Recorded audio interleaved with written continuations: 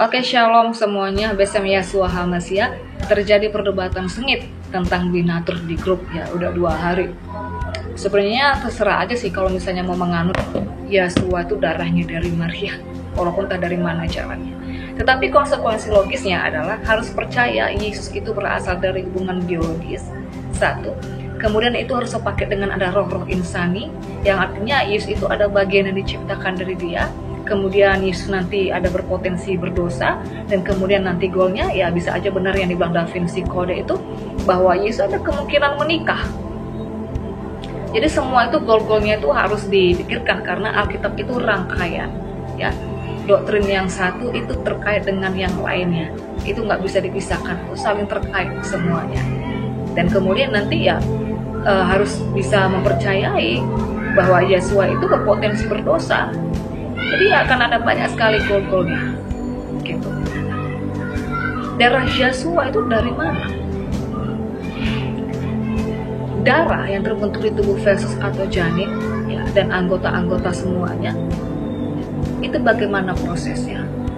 Itu terbentuk harus ada dari pertemuan sperma dengan sel telur, bener ya? Dan untuk bertemunya sperma dengan sel telur itu dari mana? Dari hubungan biologis, dari hubungan seks. Apakah Yesus berasal dari hubungan biologis?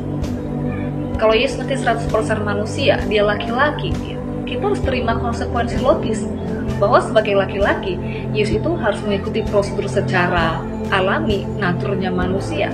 Secara ilmiahnya, laki-laki itu di dalam pikirannya itu diset otaknya itu untuk berpikir seks salah satunya. Kemudian mimpi basah. Yesus harus melewati itu dong, 100% manusia. Kalau dibilang 100% manusia, yang 80% manusia gimana? 70% manusia gimana? Apakah Yesus manusia sejati? Bukan manusia sejati, kata yang disebut manusia sejati, manusia nggak sejati gimana? Manusia nggak sejati, apa kayak manusia hybrid? Gitu. Makanya di sini yang harus dielaborasi dulu awalnya adalah di dalam bahasa aslinya tidak ada pernah dikatakan Tuhan itu menjadi manusia, tetapi datang dalam rupa manusia. Ya, di 1 Timotius 3 ayat 16, ini rahasia agung ibadah kita, dia datang dalam rupa manusia. Di Filipi 2 juga ayat berapa, ayat 7 atau 8 itu ya. Di sana dipakai skema anthropos. Skema itu pola, bentuk, rupa, physically. Bahasa Inggrisnya shape, form, appearance, ya, penampilan. Bahasa-bahasanya semua itu. Yesua hanya datang dalam bentuk, rupa, pola, penampilan seperti manusia. Ini harus dikuasai juga di Kejadian 1 ayat 26, di Selem demut ya, gambar rupa. Demut itu rupa, bicara tentang body, tubuh, physically. Waktu Adam diciptakan serupa, segambar serupa dengan Tuhan.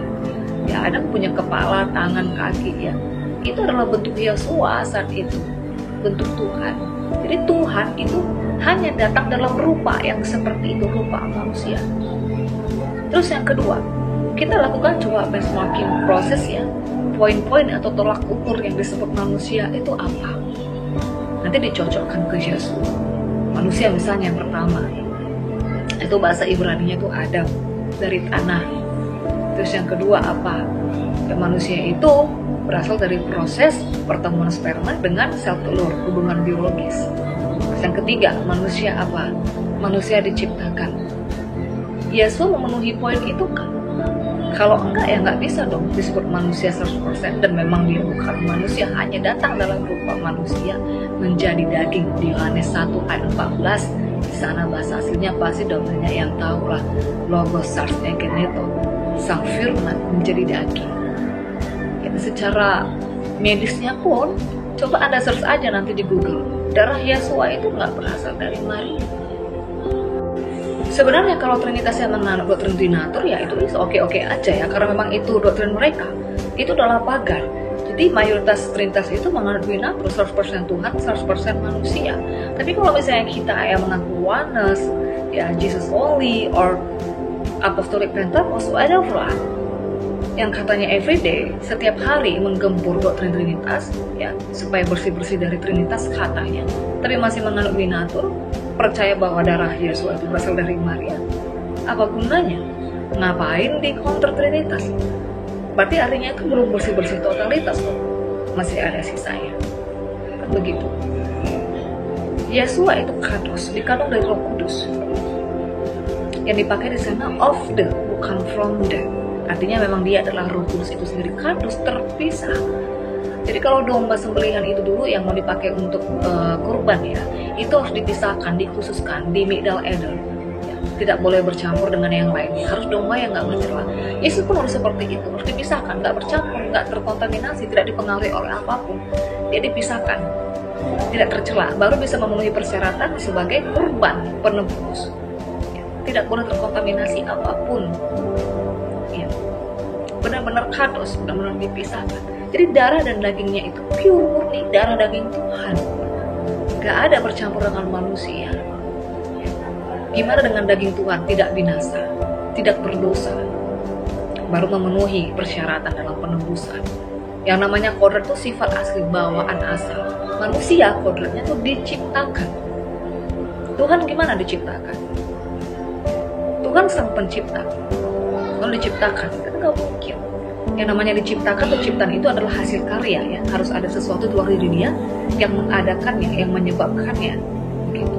Nah, Yesus yang sudah ada sejak permulaan, sebelum segala sesuatu terbentuk, sebelum alam semesta yang terbentuk, dia sang kausa prima, sang penyebab yang tidak disebabkan, sang pengada yang tidak diadakan, kemudian dia menciptakan dirinya sendiri lagi. Akhirnya dia harus membuat dirinya tidak ada lagi dulu, baru diciptakan. Siapa yang menciptakan? Ini kan udah logical fallacy nih, udah di luar nurul, bukan lagi di luar nalar, udah di luar nurul. Yang nggak bisa, dia tidak mungkin melawan kodratnya sendiri. Terus dari mana Yesus hidup? Yesus bilang, akulah jalan kebenaran dan hidup, akulah roti hidup. Dia adalah hidup, pemberi hidup, sumber kehidupan. Dari perjanjian lama sampai perjanjian baru ada sangat banyak sekali ayat-ayat tentang hidup. Kalau sang pemberi hidup, sumber kehidupan itu, ngapain sang sumber kehidupan, pemberi hidup tergantung kepada sesuatu baru hidup? Justru dialah, ya Tuhan inilah yang memberi kehidupan kepada semuanya, termasuk Maria, kepada manusia. Dia sang pemberi hidup. Dari mana dia hidup di perut? Ngapain ditanya? Karena dari awal saja prosesnya itu sudah supranatural. Sedangkan yang namanya natur itu faktor. Ini saya bacain ya, coba baca nih. Kamu ya bisa dicari aja nih di Google. Kita pakai kamus terserah. Natur itu merupakan faktor yang berasal dari warisan biologis atau dimiliki sejak lahir. Yesus mewarisi warisan biologis dari siapa? Orang tuanya, mama bapaknya. Dia kan nggak lahir dari hubungan biologis. Karakteristik apa yang mau dibawa Tuhan dari manusia? Dia hanya memiliki karakteristik Allah itu tadi. Gen-gen apa yang mau dibawanya dari Maria dan Yusuf? Gen-gen apa yang mau dibawa dari manusia? Yesua itu disebut monogenes dengan Bapa. Satu genos, jenis atau spesies atau family gitu. Jenis satu-satunya seperti Yesus itu ya, itu dia. Satu-satunya jenis Allah seperti dia ya hanya dia. Kan ada ayat yang mengatakan sebelum aku dan sesudah aku tidak ada Allah lain yang dibentuk. Ya satu-satunya seperti itu ya dia. Dia monogenes dengan Bapa, bukan dengan mamanya, bukan dengan si Yusuf. Jadi nggak ada itu 100% manusia, nggak ada kodrat manusia, tidak ada natur insani, natur manusia. Dia hanya datang dalam rupa manusia. Dia pure Tuhan Allah 100%, 1000%. Oke ya, nanti kita sambung lanjut di part 2. Shalom semuanya.